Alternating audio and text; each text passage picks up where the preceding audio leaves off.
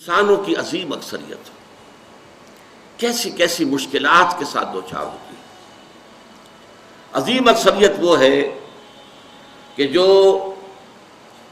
کمر توڑ دینے والی مشقت کرنے کے باوجود 2 وقت پیٹ بھر کر کھانا نہیں کھا سکتے، جن کے بچوں کو علاج کی سہولت میسر نہیں، مشقت، محنت، تکلیف، نہ صرف محنت و مشقت، محنت و مشقت کے اعتبار سے تو ہم یہ کہہ سکتے ہیں کہ انسان بھی لدو اونٹ کے مانند ہے یا کولو کے بیل کے مانند ہے، لیکن حیوان اور انسان میں اس اعتبار سے بڑا فرق ہے۔ انسان میں احساسات، رنج، غم، صدمہ،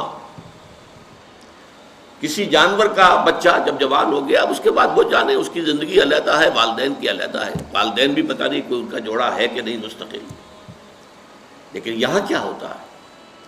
یہاں جس اولاد کو پالا پوسا، جنہیں اپنے جگر کے ٹکڑا سمجھ کر اور اپنا پیٹ کاٹ کر جن کو پالا ہے، اگر وہی بیٹا جوان ہو کر سینہ تان کر بات کرتا ہے، یا جیسا کہ آپ سنتے ہیں باپ پر ہاتھ اٹھا لیا ہے، ماں کو مار دیا ہے، قتل کر دیا ہے، جو صدمہ اس وقت انسان کو ہوتا ہے کیا کسی حیوان کو ہوتا ہے؟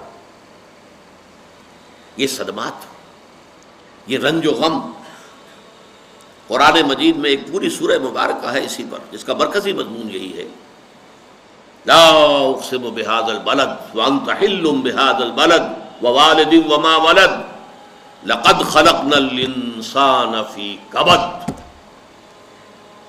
میں جو ابتدائی قسمیں ہیں ان کو اس وقت تشریح نہیں کروں گا، اس لیے کہ وہ ہمارا اس وقت کا موضوع نہیں ہے۔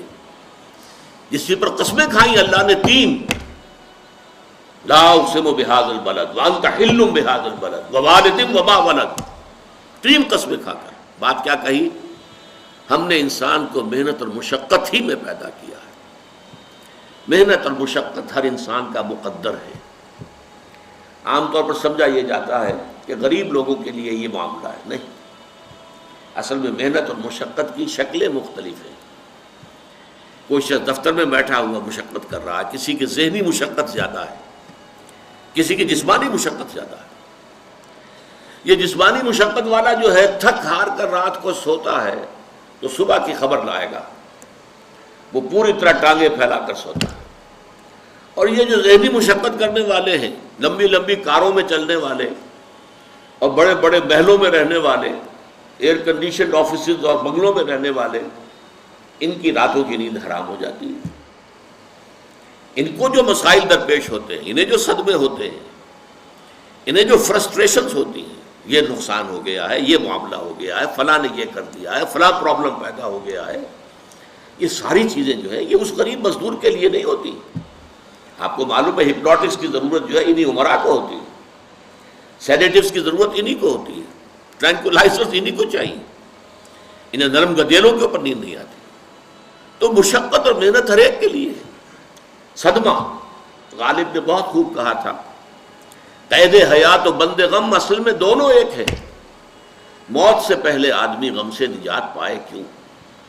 یہ انسان کا مقدر ہے، یہ تو ہو کر رہنے والی شے ہے۔ غم تو رہے گا، صدمہ رہے گا۔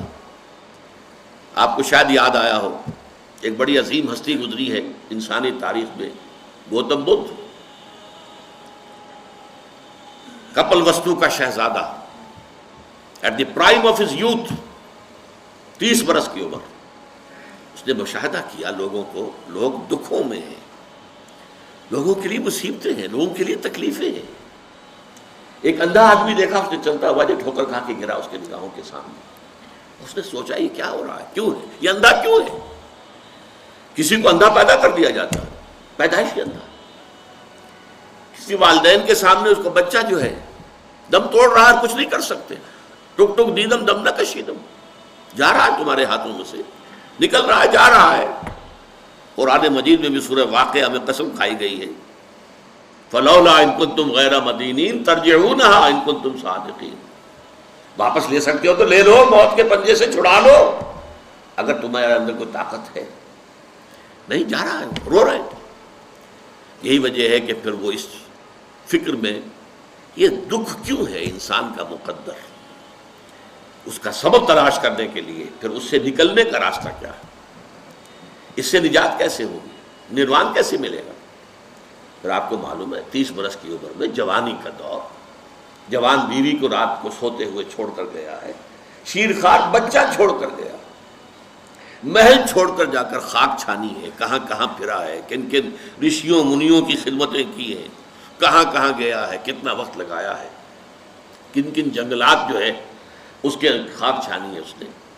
بہرحال اسے کیا ملا کیا نہیں ملا یہ میں اس سے بحث نہیں کرتا، اس لیے کہ ظاہر بات ہے کہ وہ حضرت مسیح علیہ السلام سے بھی قبل کی شخصیت ہے، اور اکثر لوگوں کی تعلیمات بگڑ گئی ہیں۔ حضرت مسیح علیہ السلام کی تعلیمات اگر قرآن مجید ہمیں نہ بتائے تو ہمیں کیسے معلوم ہو کہ ان کی اصل تعلیم کیا تھی؟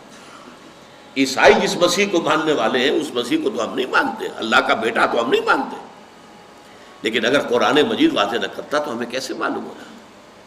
اسی طرح گوتم بدھ کے بارے میں جو کچھ کہتے ہیں ان کے ماننے والے، اس کی طرف نہ جائیے، وہ کیا تھا حقیقت میں ہم نہیں جان سکتے، لیکن یہ ضرور ہے کہ اس کے فلسفے کا جو مین تھیم ہے سروم دکھم، all is pain, all is suffering, all is agony، سروم دکھم، درد ہی درد ہے، رنج ہی رنج ہے، غم ہی غم ہے، قید حیات و بند غم اصل میں دونوں ایک ہیں، موت سے پہلے آدمی غم سے نجات پائے گا۔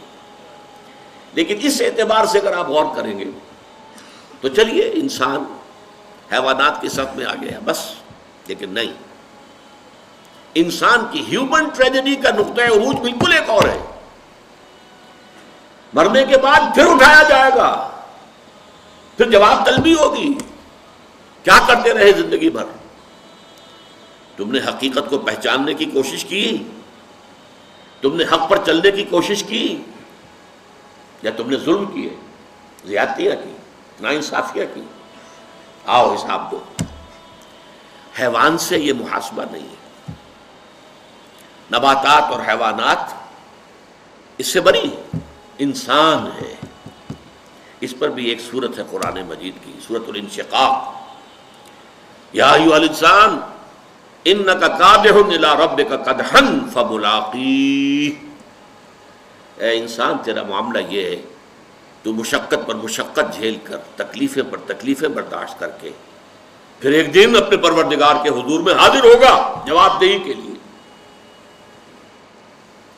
ثم لتحسبن بما تعملون، حضور کی ایک خطبے میں جو الفاظ آتے ہیں، واللہ لتموتن کما تنامون، خدا کی قسم تم سب مرو گے جیسے کہ ہر روز شام کو سو جاتے ہو، رات کو سو جاتے ہو، یہ نیند بھی موت کی بہن ہے۔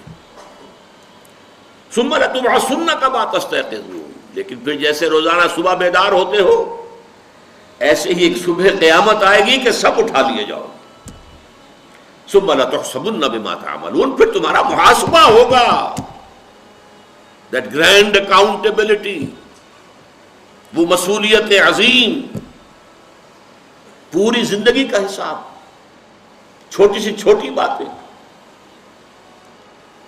وَمَنْ يَعْمَلْ مِثْقَالَ ذَرَّةٍ خَيْرًا يَرَهُ وَمَنْ يَعْمَلْ مِثْقَالَ ذَرَّةٍ شَرًّا يَرَهُ، ذرے کی ہم وزن نیکی ہوگی وہ بھی سامنے پاؤ گے، اور ذرے کی ہم وزن بدی ہوگی وہ بھی سامنے پاؤ گے۔ انسان چیخ اٹھے گا، مَا لِهَذَا الْكِتَابِ، یہ اعمال نامہ کیسا ہے، لَا يُغَادِرُ صَغِيرَةً وَلَا كَبِيرَةً إِلَّا أَحْصَاهَا، اس نے تو نہ چھوٹی چیزیں چھوڑی ہیں نہ بڑی چیزیں چھوڑی ہیں، تمام کا احاطہ کر لیا ہے۔ وہ محاسبہ ہوگا، اور اس کے بعد جزا و سزا کے فیصلے ہوں گے، بہت مبارک ہوں گے، خوش قسمت ہوں گے وہ لوگ جو جنت کی طرف بھیج دیے جائیں۔